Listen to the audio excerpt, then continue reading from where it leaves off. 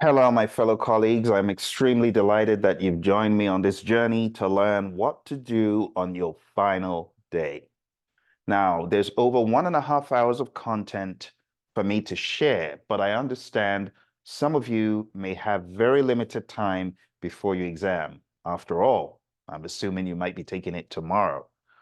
So, for your exam tomorrow, you need to understand a few things. Number one, your success is based very heavily on your state of mind tomorrow. And that means you need to spend today preparing mentally. You need to, first of all, see yourself as a PMP. You need to be positive about this. You need to understand that you have given it your best so far. You have about an hour and a half with me. And I'm hoping that that hour makes a difference in how you see tomorrow, even if it's just a little difference to push you over that line to make you more confident. This is a confidence building course. So I want you to know you can do it. My exam was a little bit different from many other people's exams in that I got in and I realized I might not pass the exam. So I took the exam in reverse from question 200 backwards because the first 20 questions took me 1 hour. So I decided to go to the back. You should always be ready to try something new in order to make the most of the situation. So I went to question 200 and I realized the questions at the end of the exam were easier for me. And I ended up passing the exam. I did really well, a lot better than what I thought. But it was a mental battle. Getting into the exam, I needed to have the presence of mind and composure to do something different. And that's what I did. So instead of plowing through question 21, 22, all the way to question 200, because at the time my exam had 200 questions, instead, I decided to take the exam from the back to the front, and it ended up working for me.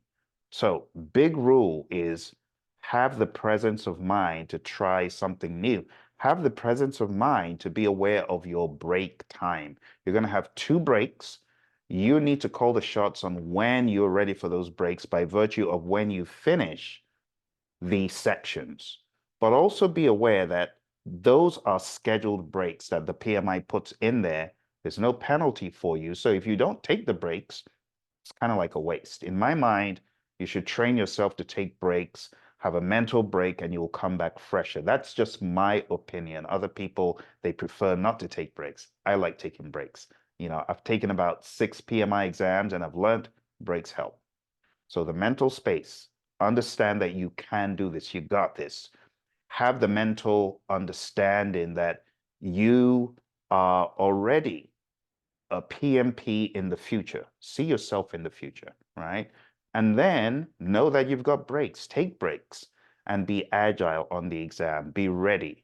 I'm hoping you're going into a test center. If you're taking it at home, you have to be aware that you cannot move out of frame. You absolutely must be in frame because if you move out of frame or you're looking around remotely, your exam could be stopped.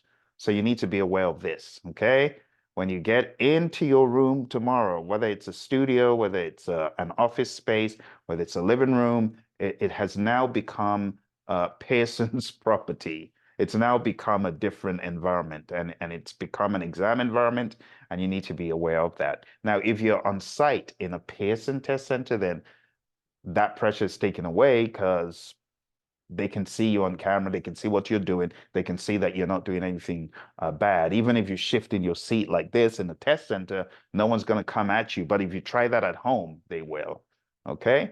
So, big piece of your exam success is mental, getting into the mental. Okay. The next thing I want you to be aware of is you have to practice the art of the 1 minute per question mindset. The reason is this. You have 230 minutes. You have 175 questions. It means you've got about 55 minutes of wiggle room, thereabouts. And if you have 55 minutes of wiggle room, you don't have a whole lot of wiggle room per question. Think about it. So 55 minutes of wiggle room for 175 questions. That's not that much. That's like 15 seconds, 20 seconds of extra time. So you really need to see it as it's a 1 minute per question type of exam.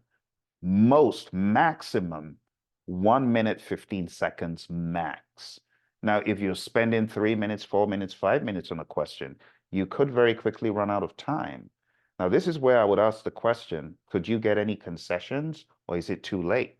So when you approach the PMI for accommodations and you say, for example, I've been diagnosed with ADHD or ADD, I can show you this from my doctor, and you show the PMI could give you additional time. It's not given every single circumstance, but a lot of the time, the PMI will take a look at the doctor's note and they'll give some consideration, whether the person has mobility issues, ADD, ADHD, or whatever it might be, sight impairments that requires certain type of glasses, reading glasses that are different from the norm, just considerations that are not typical. Approach the PMI and see what they say. Okay. But for the most part, you're dealing with 230 minutes. You got to bucketize it. You got to plan for it. You got to see yourself taking the exam 1 minute, 1 minute, 1 minute per question, 115 tops. And that needs to be the mindset. So a lot of it is the mental preparation. Am I going to do a brain dump? Some people say it's worthless because there are very few formulas on the exam. Maybe one, two. Some people say they didn't even get any formulas. So, like a good product owner, you got to decide what you're going to spend your time on. You got to prioritize. Okay, I've got 230 minutes. I'm just going to spend it all on the questions. I'm not going to do any brain dump. Or maybe the brain dump has become a confidence builder for you. You need to practice the art of going through the exam, right? Practice it. So I would say if you still have time to take a mock exam of 180 questions, go through the process and test your firepower to see how it holds up.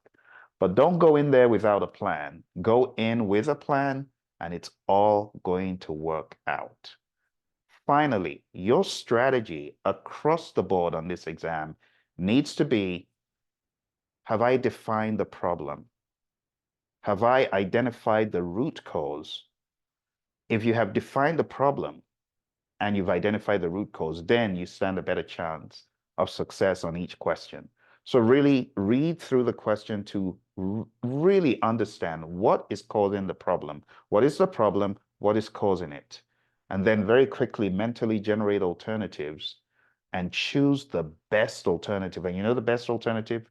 The best alternative is the one that really solves the problem or that moves the situation forward. For example, your project is running late. What should you do? And you have A, fast track, and then you have B, crash, and then you have C, uh, find the reason why your project is late. That would be best. Because again, while you're looking for the answers, you cannot be presumptuous. What if fast tracking doesn't really help? What if it's not because of resources? What if crashing doesn't help? Right? So you got to know why. And if you know the reason why something is happening, then you have a better chance of solving that problem on the exam. Okay?